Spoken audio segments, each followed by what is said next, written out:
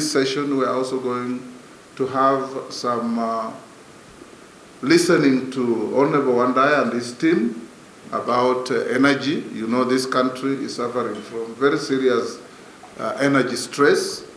I keep on calling Alex here. Those of us who come from the West, Wamboka, Milemba, Amisi, Wajala, and others, I think we suffer more than any other part of the country in power outages and power dips. Sometimes power can disappear in Western Kenya on Friday and it comes back on Tuesday. The entire weekend, there is no power. Yes. Yes. At least we have seen it, but it disappears. There are other regions, Kainan says, that have never seen power. So we want Wandai and his team, I'm giving Western just as an example, but I'm sure there are many other stressed areas of the country. We are talking of Kenya becoming a middle-income developing country, and you can't do that if you don't have power to turn the engine of the economy. So we need also to hear from you and your team what you are doing, what you can do, and what we can do to make you do what you ought to do as a ministry and as a leadership of the energy sector to help the country move forward. Because if the investors we are all looking for to come into Kenya find that our power is too expensive, and even when you are ready to pay is not available, it becomes very difficult. A lot of messages from Kenyans in the diaspora. Oh, Mr. Speaker, there is a bill before the House that is going to tax every single income in agriculture. I haven't seen that bill yet, but it's supposed to be a bill brought by the majority leader, which I have not seen. I don't know majority of you have heard of this. That there's a bill that is supposed to tax even an egg, supposed to tax a pint of milk. You know, as leaders, don't let this propaganda run ahead of you, because there's no such bill as far as I know. I have also, as your speaker, sometimes gotten embarrassed where you go to a public place like a funeral, and a member who never speaks in the House stands up and says, I'm going to oppose that bill. And says all manner of things. When the bill comes, you don't even see the member in the House to speak to the bill that he was opposing at a funeral.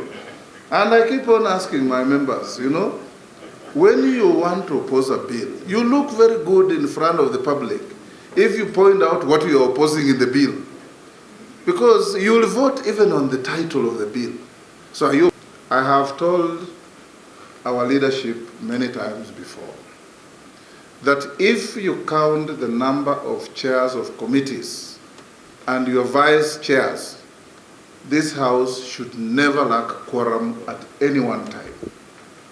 Because you hold positions of privilege. We pay you extra for being chairman of committees.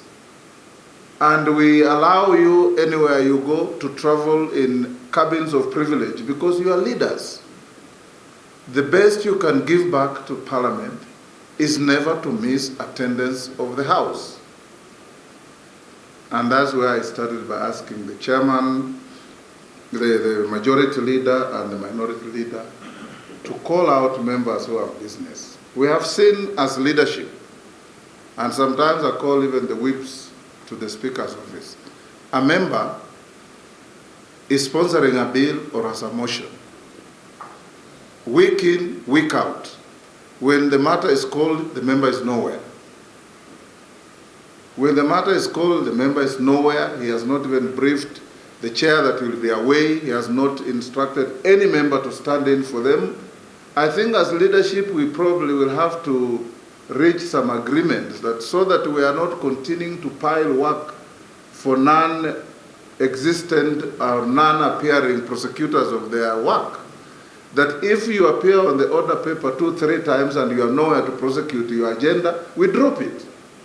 So that we don't continue piling work, so that you go and if you are sponsored by teachers to bring a matter to the House, you go and face those who sponsored you out there and explain why you are not in the House when your matter was called. So that we do not continue having piles and piles and piles of work for no mistake of leadership, but for the mistake of some of ourselves who are prosecuting that work. Also, whenever you have a cabinet secretary who you oversight appear in the House, part of your oversight role as a chair is to make sure that you come and hold that cabinet secretary to account. And I say that with the Honorable Pio and I here, because he has been the leader of minority, holding people to account. Now it is his time to be held to account.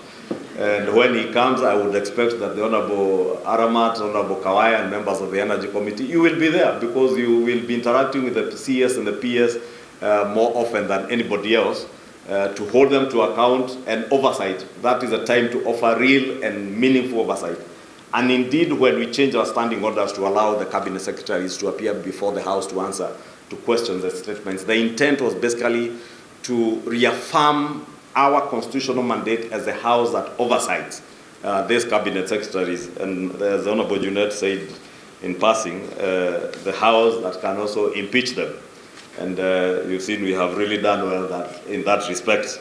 Therefore, let notice be served, not to the one who is here, but to all of them, that should you not up your game, the season is here, as Junet says.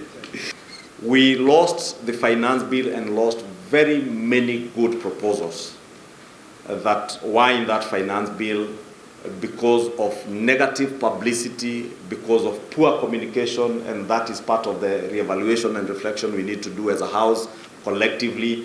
How else can we communicate better? Besides what we have said, what the clerk and the leader of minority have said that we need to do to engage with the bills ourselves as leaders and be able to articulate better what is contained in this bill so that you're not confronted by members of the fourth estate with questions as to what is contained in bills or even in social media platforms. Honorable Speaker, I remember during the finance bill. This parliament, there have been crisis after crisis. We had a crisis of the finance bill. Now we had a crisis of refugee. We don't want another crisis. Now we want to move forward. We are done with the crises. We have dealt with all crises. We want another crisis now. To achieve energy security, investment in energy infrastructure must be prioritized. In view of this, we look forward to engaging with the ministry in the course of this retreat so as to learn more about this critical role in energy security and infrastructure. To go to elections, and that will mark the end of term of this parliament. It is our duty to keep reminding you. It is a duty to keep reminding us because time these kind of instances, to refrain from calling for quorum, to refrain from unnecessary point of orders. Because, Honorable Speaker, they have some of them, the dilatory motions that come in which was rejected by the House.